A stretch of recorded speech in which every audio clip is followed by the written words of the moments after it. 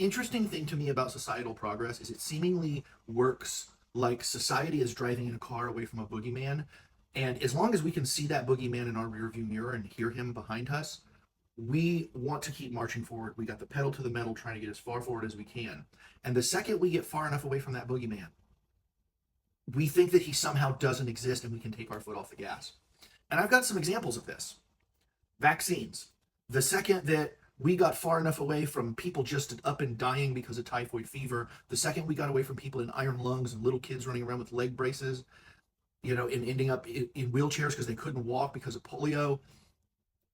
Second, we started getting away from that, from being able to see that out in the world, anti-vaxxing. The second we got away from stories about, people that were adults during times when they were trying to go to school and that being loud. Yeah, I know there are enough black people still alive today to be able to tell these stories. But the second that we got away from there being so many of them, that there were stories about what was happening in the 50s and 60s in the zeitgeist, everybody started pretending that racism wasn't real. The second we got far enough away from stories about your grandfather having to deal with robber barons, showing up with the police force with shotguns to force people to work, unions were bad, and the capital system, the robber barons were actually who we needed to be giving all the money to because it could trickle down. And that time period is seemingly like 65 to 75 years in all three of those examples.